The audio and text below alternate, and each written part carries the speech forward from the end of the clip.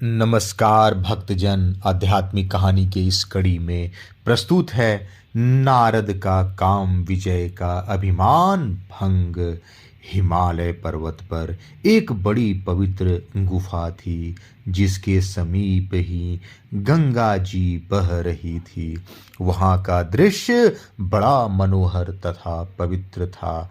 देवर्षि नारद एक बार घूमते घामते वहाँ पहुँचे तो आश्रम की पवित्रता देखकर उन्होंने वहीं तप करने की ठानी।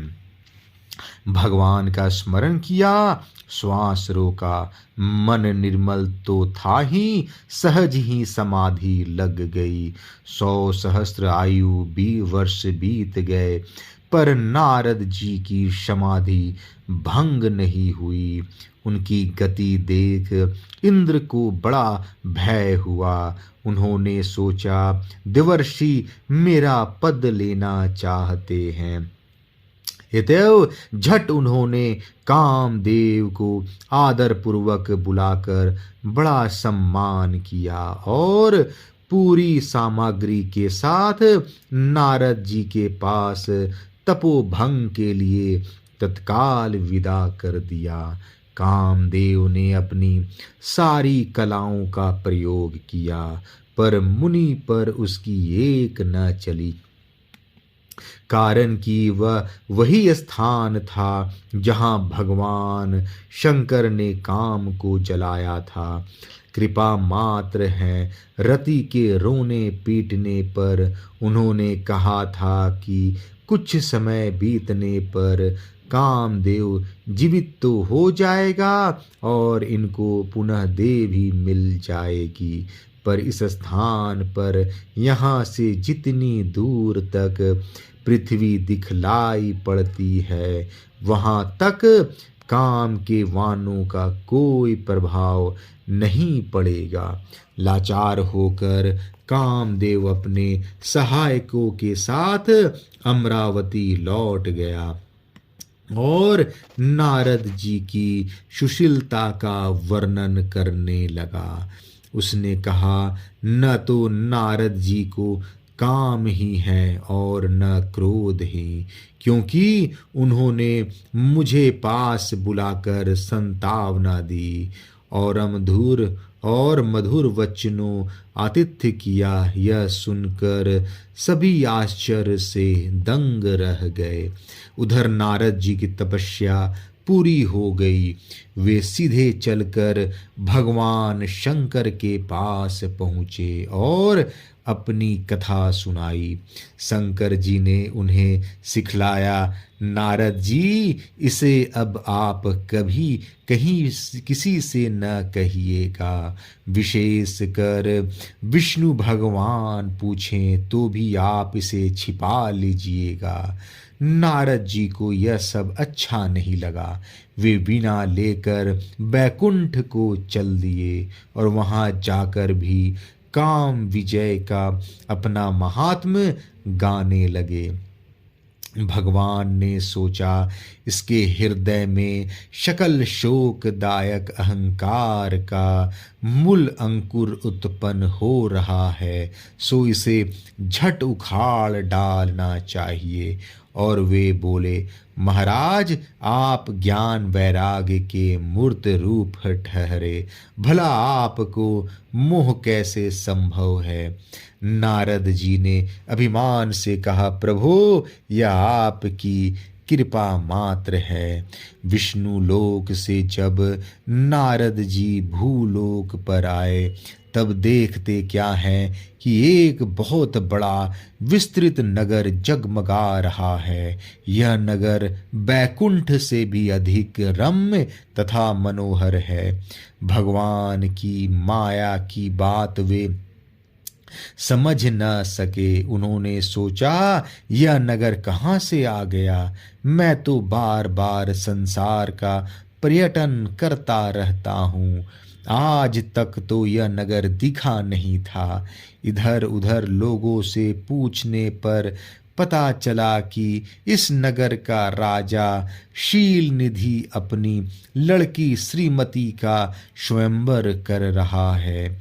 इसी की तैयारी में शहर सजाया गया है। देश विदेश के राजा लोग पधार रहे हैं। नारद जी कौतुकी तो स्वभाव से ही ठहरे, झट पहुंच गए राजा के यहाँ। राजा ने भी अपनी लड़की को बुलाकर नारद जी को प्रणाम कराया। तत्पश्चात उनसे उस लड़की का लक्षण पूछा। नारद जी तो उसके लक्षणों को देखकर चकित रह गए। उसके लक्षण सभी विलक्षण थे।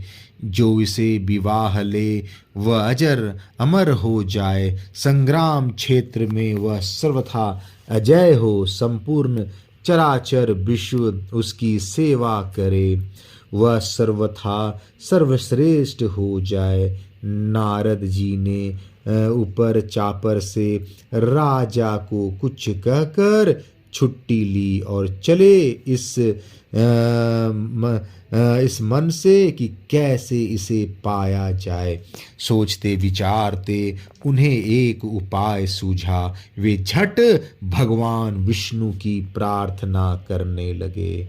प्रभु प्रकट हुए। नारद जी बोले, नाथ अब मेरा हित करो। आपकी कृपा के बिना कोई उपाय उसे प्राप्त करने का नहीं है। प्रभु ने कहा, वैद्य जिस प्रकार रोगी की औषधि करके उसका कल्याण करता है, उसी प्रकार मैं तुम्हारा हित अवश्य करूँगा। यद्यपि भगवान की ये बातें बड़ी स्पष्ट थी, नारद जी इस समय मोह और काम से अंधे हो रहे थे। इसलिए कुछ न समझकर भगवान ने मुझे अपना रूप दे दिया, यह सोचकर झट स्वयंवर सभा में जा विराजे। इधर भगवान ने उनका मुंह तो बंदर का बना दिया, पर शेष भाग शेष अंग अपने से बना दिए थे। अब राजकुमारी जयमाल लेकर स्वयंवर सभा में आई। जब नारद जी पर उनकी दृष्टि पड़ी, वह बंदर का मुंह देखकर जल भून सी गई। भगवान विष्णु भी राजा के रूप में वहां बैठे थे। श्रीमती ने उनके गले में जयमाल डाल दी। वे उसे लेकर चले गए। इधर नारद जी बड़े दुखित और बेचैन हुए। उनकी दशा को दो हरगन अच्छी प्रकार जानते थे। उन्होंने कहा, जरा अपना मुंह आईने में देख लीजिए। नारद जी का दर्पण तो नहीं मिला। पानी में अपना मुंह देखा तो निराला बंदर। अब दौड़े विष्णु लोक को। बीच में ही श्रीमती के साथ भगवान मिल गए। नारद जी के क्रोध का अब क्या पूछना, झल्ला पड़े। अहो, मैं तो जानता था कि तुम भले व्यक्ति हो, पर वास्तव में तुम इसके सर्वथा विपरीत निकले। समुद्र मंथन के अवसर पर असुरों को तुमने शराब पिलाकर बेहोश कर दिया और स्वयं कौस्तुभ आदि 4 रत्न और लक्ष्मी तक को ले लिए। शंकर जी को बहकाकर दे दिया जहर। अगर उन कृपालु ने उस समय उस हलाहल को न पी लिया होता तो तुम्हारी सारी माया नष्ट हो जाती और आज हमारे साथ यह तमाशा। अच्छा चलो, तुमने मेरी अभिष्ट कन्या छीनी, अतएव तुम भी स्त्री के विरह में मेरे जैसे ही विकल होगे। भगवान ने अपनी माया खींच ली। अब नारद जी देखते हैं तो न वहाँ राजकुमारी और न लक्ष्मी ही।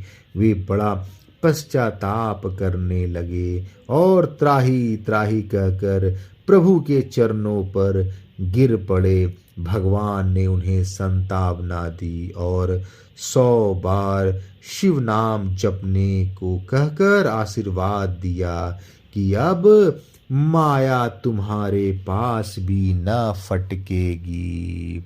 हरिओम तत्सत।